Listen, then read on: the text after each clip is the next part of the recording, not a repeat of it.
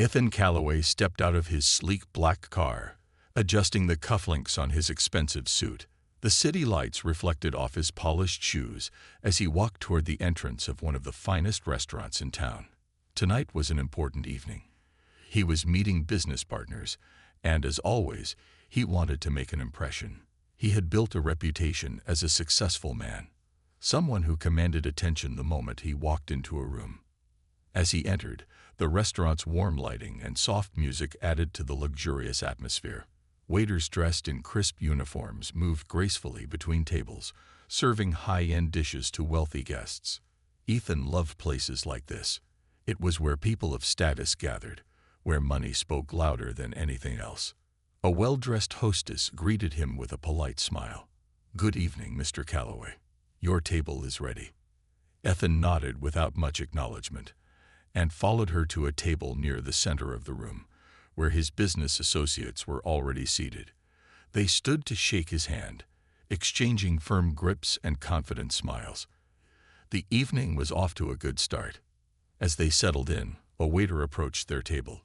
He was a young man, probably in his late 20s, with a professional stance and a friendly smile. "Good evening, gentlemen. My name is Marcus, and I'll be serving you tonight. May I start you off with some drinks?" Ethan barely glanced at him as he picked up the menu. He was used to service staff being there, but never paid them much attention. To him, they were just part of the background, like the music or the decor. His business partner, Mr. Reynolds, ordered first, followed by the others. When it was Ethan's turn, he finally looked up at Marcus. His sharp eyes scanned the waiter for a moment, and something in his gaze shifted. His expression hardened slightly, though no one at the table seemed to notice. Marcus remained professional, waiting patiently for Ethan's order. His posture was straight, his uniform neat, and his tone respectful. But Ethan, for some reason, didn't respond immediately. Instead, he leaned back in his chair and let out a slow breath. Ethan finally said, tapping his fingers on the table.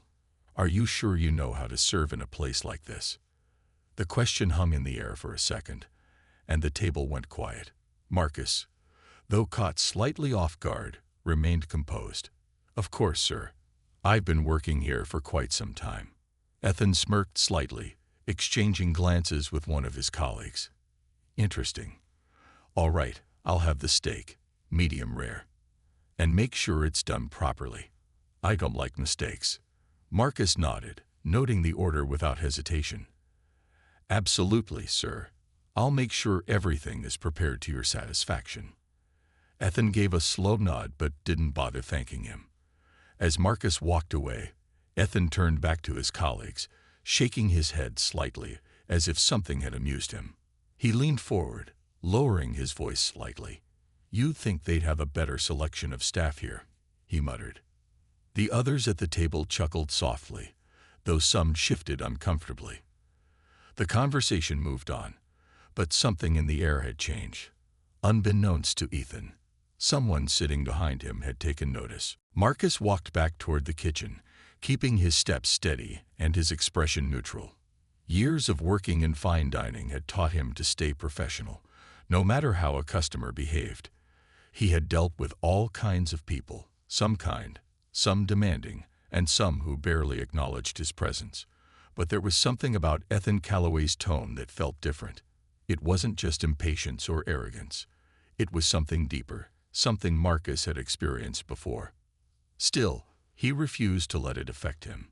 He had a job to do, and he took pride in doing it well.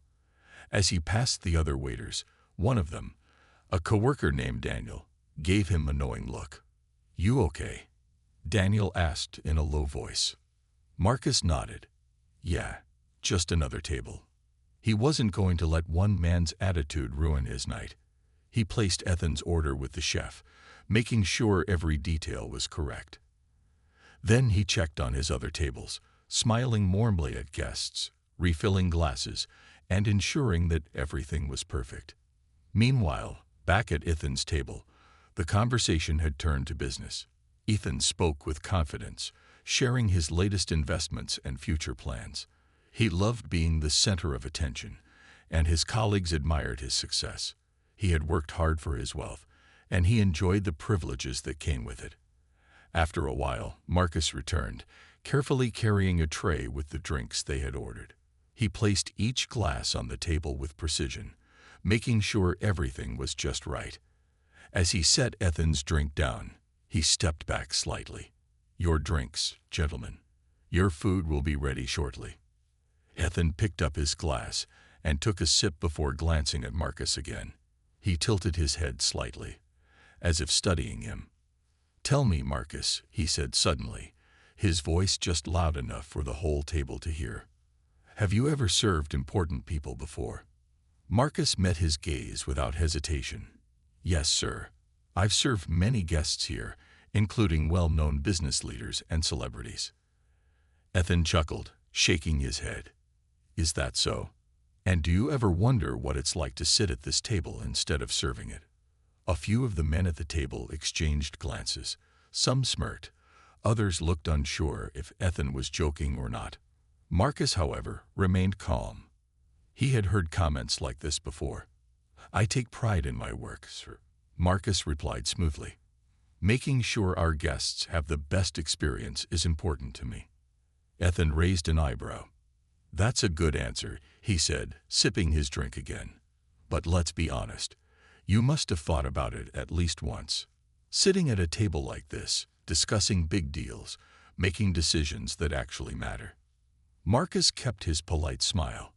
"Every job matters, sir. What we do here ensures that people like you have a great evening."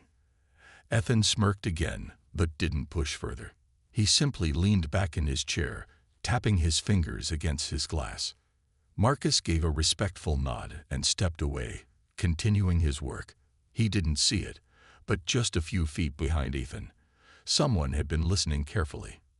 And soon, Ethan would realize that not everyone in the room was laughing with him. The evening continued as Marcus moved gracefully between tables, ensuring every guest received excellent service. No matter how wealthy or influential the diners were, he treated everyone with the same level of respect. It was how he had always carried himself, with dignity and professionalism. Back at Ethan's table, the conversation had turned into loud laughter and business talk. Ethan enjoyed being the center of attention, telling stories of his latest deals, boasting about his new luxury car, and making sure his colleagues knew just how successful he was. But every now and then, his gaze wandered back to Marcus. There was something about him that Ethan couldn't quite ignore. Maybe it was the calmness in his face, the way he didn't seem affected by the remarks. That confidence bothered him in a way he didn't understand. A few minutes later, Marcus returned with the food. Carefully, he set each plate in front of the guests, describing their dishes in a professional tone. When he placed Ethan's steak in front of him, Ethan barely looked at it before making the dismissive gesture. "You got it right this time, I hope," Ethan said, his voice carrying a slight edge. Marcus nodded. "Yes, sir. Medium rare, just as you requested." Ethan picked up his knife, cutting into the steak with slow precision. He examined the pink center and let out a short breath. "Imph," he muttered. "At least the kitchen did their job properly." Marcus remained still, keeping his expression neutral. "Is there anything else I can get for you, sir?" Ethan didn't answer immediately. Instead, he leaned forward slightly, resting his elbows on the table. He looked up at Marcus with a smirk. "You know," he said, "I've been to some of the finest restaurants in the world, places where the service is, let's just say, a little more refined." Marcus nodded, understanding exactly what Ethan was implying. "I appreciate the feedback, sir. We always strive to improve." Ethan chuckled, shaking his head. "Well, I suppose it doesn't matter. After all, some people are just meant to serve, right?" The table went quiet for a second. A couple of Ethan's colleagues shifted uncomfortably, glancing at each other. One of them cleared his throat and took a sip of his drink, clearly unsure how to respond. Marcus, however, did not react the way Ethan expected. He didn't flinch, didn't lower his eyes, didn't show a trace of anger. Instead, He simply smiled, a polite, calm smile that carried more strength than words ever could. "Everyone has a role to play, sir," Marcus said gently, "and every role has its own value." For a moment, Ethan didn't say anything. He just stared at Marcus, as if trying to figure out why his words hadn't had the effect he intended. Then, with a small scoff, he shook his head and turned back to his meal. But what Ethan didn't realize was that someone had been watching. Someone sitting just a few feet behind him had heard every word, and soon Ethan would come to regret his choice of words. As the evening went on, Marcus continued his work, keeping his focus on his tasks. He had learned long ago not to let comments like Ethan's affect him.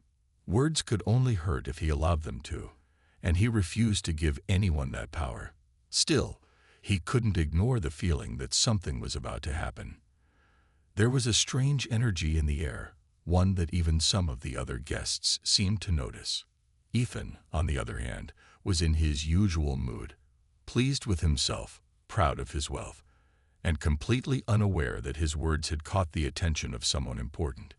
He continued eating, occasionally making more remarks, some about business, others about the service. His colleagues laughed along, though a few of them seemed uneasy. As Marcus walked past Ethan's table again, he noticed another guest sitting just behind them. The man was dressed in a sharp suit, his presence commanding yet calm.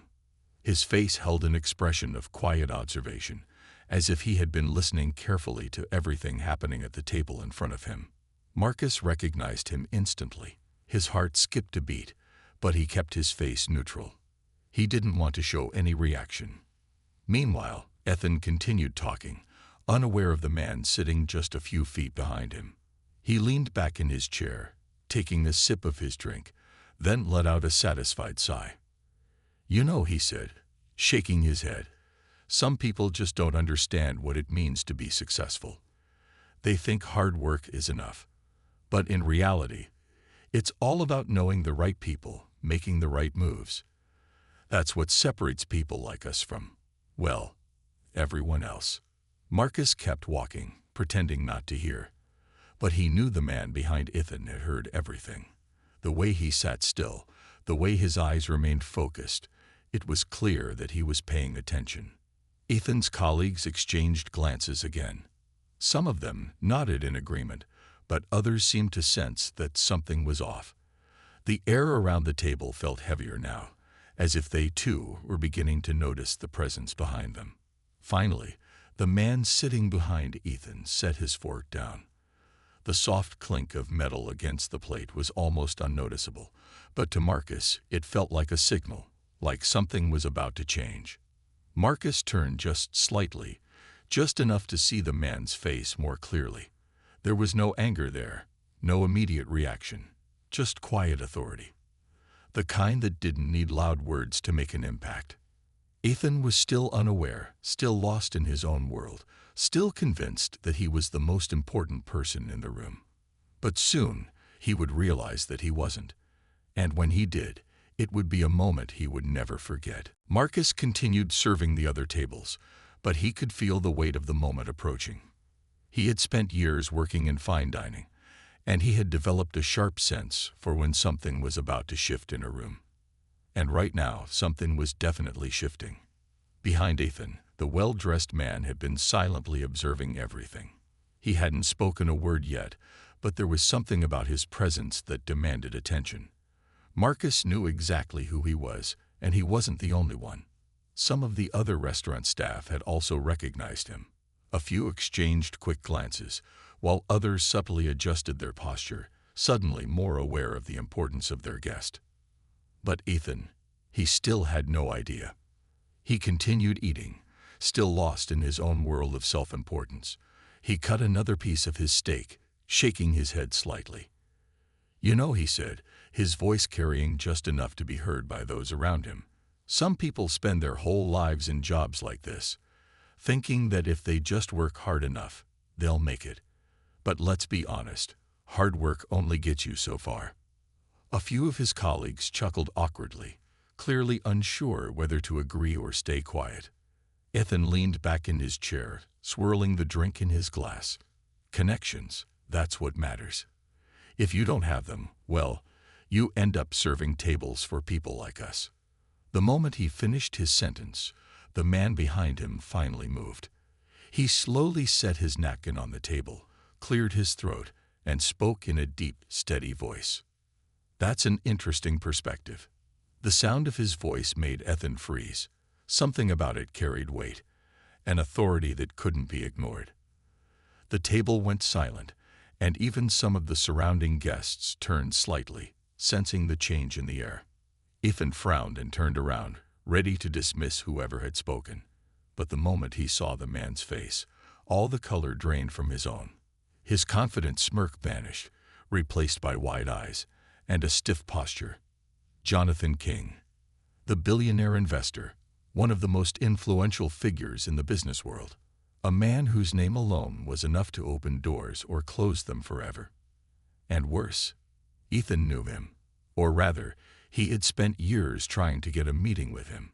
Jonathan King was the kind of man who could change careers with a single decision. And now he was sitting just behind Ethan, having heard every single word. Ethan opened his mouth, but no words came out. His throat felt dry. His mind raced, trying to figure out how much Jonathan had overheard.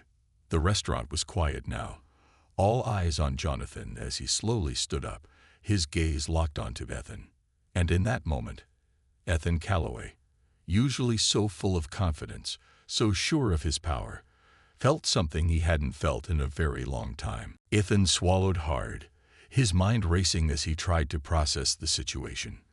Just moments ago, he had been the loudest person at the table, full of confidence and arrogance. But now, all of that had vanished. His hands felt slightly clammy, and he forced himself to sit up straight, trying to regain his composure. Jonathan King, the billionaire, the man he had spent years trying to impress, was standing just a few feet away, and he had heard everything. The entire restaurant had gone silent. Even those who hadn't been paying attention before were now watching closely. The air felt heavy, thick with anticipation. Jonathan took a step forward, his eyes calm but unreadable. "Ethan Calloway," he said, his voice smooth yet firm. "I recognize you." Ethan let out a nervous chuckle, trying to mask his unease. "Mr. King, what a surprise. I didn't realize you were here." Jonathan raised an eyebrow. Clearly, he glanced at the other men at the table before looking back at Ethan. "I couldn't help but overhear your thoughts on success. Connections over hard work, was it?" Ethan forced a tight smile. "Oh, that was just casual talk. You know how these dinner conversations go." He waved a hand as if brushing off the entire moment. "I didn't mean anything by it." Jonathan studied him for a moment before shifting his gaze to Marcus, who was standing nearby, watching everything unfold. "Marcus," Jonathan said, his tone completely different now. Respectful, acknowledging. "Good to see you again." Ethan's head snapped toward Marcus in shock. His mind struggled to process what was happening. Again. Did Jonathan King just say again? Marcus, as calm as ever, gave a small nod. "Good evening, Mr. King. I hope you're enjoying your meal." Jonathan smiled slightly. "I always do when I'm here." He turned back to Ethan, whose face was still frozen in confusion. "Do you know who Marcus is, Ethan?" Ethan blinked. He's a waiter," he said, though his voice was weaker now, uncertain. Jonathan chuckled softly, shaking his head. "He's much more than that. Marcus is one of the most brilliant business minds I've ever met. A few years ago, he was part of a mentorship program I funded for young entrepreneurs. He had a vision, a plan, and most importantly, the dedication to see it through." Ethan felt his stomach tighten. Jonathan continued, "He now owns multiple businesses. In fact, I was planning to meet with him tonight to discuss an investment opportunity. But instead, I got to hear your thoughts on people like him." Ethan's breath caught in his throat. His colleagues looked at each other, their expressions a mix of shock and discomfort. Marcus remained calm, his posture unchanged. He had never needed to prove himself to Ethan. He had already proven himself to people who truly mattered. Jonathan let the silence stretch for a moment before speaking again. "Tell me, Ethan," he said, "are you still so sure about what it takes to be successful?" Ethan had no answer. For the first time in a long time, he was speechless. Ethan shifted uncomfortably in his seat. His mind was still struggling to process everything that had just happened. Moments ago, he had been so sure of himself, speaking with confidence, making jokes at the expense of others. But now he felt exposed, as if the very foundation of his beliefs had been shaken. Jonathan King, one of the most powerful businessmen in the country, had not only defended Marcus, but also revealed that he was far more than just a waiter. The idea that Marcus had built something for himself, that he had the respect of someone like Jonathan, made Ethan feel small in a way he had never experienced before. He cleared his throat and forced a smile, trying to regain some control. "Mr. King, I think there's been some misunderstanding," he said. "I have nothing but respect for hardworking people." Jonathan didn't look convinced. He tilted his head slightly. "Is that so?" "Of course," Ethan said quickly. "I was just making conversation, nothing personal. I never meant to offend anyone." Jonathan's expression remained calm, but there was something in his eyes that made it clear he wasn't fooled. "Ethan, I've been in this industry long enough to recognize when someone speaks from habit. What you said tonight wasn't just conversation. It was a reflection of how you truly see people." Ethan swallowed hard. His colleagues at the table remained quiet, as if they were afraid to be caught in the crossfire. No one wanted to be associated with his words now that they knew who had been listening. Jonathan turned to Marcus. "I came here tonight to discuss business with you, but I didn't expect to see such a clear example of why people like you succeed, and people like Ethan struggle to understand why." Ethan clenched his jaw. "Struggle? With all due respect, Mr. King, I've built my own success. I don't struggle." Jonathan gave a small smile, but it wasn't one of amusement. It was one of understanding. "You have money, Ethan, but success, that's more than just wealth. It's about how you treat people, how you build relationships, and how you recognize true value beyond a price tag." Ethan's face burned with embarrassment. He had spent years trying to get Jonathan's attention, hoping for a chance to work with him. But now, that opportunity was slipping away right in front of him, and there was nothing he could do to stop it. Meanwhile, Marcus remained composed. He hadn't needed to say anything to defend himself. Jonathan had done that for him. He didn't need to prove his worth to Ethan, because his actions and hard work had already spoken for him. The silence stretched, thick with unspoken words. Then, Jonathan picked up his napkin and placed it neatly beside his plate. "Marcus," he said with a nod, "I'll be in touch about our meeting." Marcus nodded respectfully. "I'll look forward to it, sir." Jonathan then turned to Ethan one last time. "Take this as a lesson," he said. "Real success isn't just about who you sit with, it's about who you respect." And with that, he walked away, leaving Ethan sitting there, completely speechless. Ethan sat frozen in his chair, his face stiff with shock. The man he had spent years trying to impress had just walked away, leaving behind a message that burned deep. His colleagues avoided his gaze, some shifting uncomfortably in their seats, others looking down at their plates as if hoping to disappear. Marcus, meanwhile, remained composed. He had not spoken much during the entire exchange, yet he had come out of it with something far more valuable than Ethan could ever understand: respect, dignity, and the knowledge that his hard work had not gone unnoticed. The restaurant slowly returned to its usual atmosphere, but at Ethan's table, the tension lingered. One of his colleagues cleared his throat and took a sip of water. Another adjusted his tie nervously. No one knew what to say. Ethan forced a smile, though it was weak. "Well," he said, laughing awkwardly, "that was unexpected." No one laughed with him. He exhaled sharply and glanced around, realizing for the first time just how many people had been watching. The realization made his stomach twist. He had always prided himself on his status, on being the man others wanted to be. But tonight, he had been humbled in front of everyone. He reached for his glass, but his hands felt unsteady. He hated this feeling, this loss of control. He had spent his life believing that wealth and power gave him the right to look down on others, that success was measured by who you could command and who served you. But Jonathan King had shattered that belief in mere minutes. His eyes flickered toward Marcus, who was calmly helping another table, as if nothing had happened. Ethan couldn't understand it. How could Marcus remain so composed after everything? How could he be so unbothered by the words that had been thrown at him? And then, for the first time, Ethan realized something. Marcus had won. Not because he had spoken back, not because he had tried to prove himself, but because he didn't need to. His success, his dignity, his hard work, those things spoke louder than any insult ever could. Ethan looked away, suddenly feeling small in a way he had never felt before.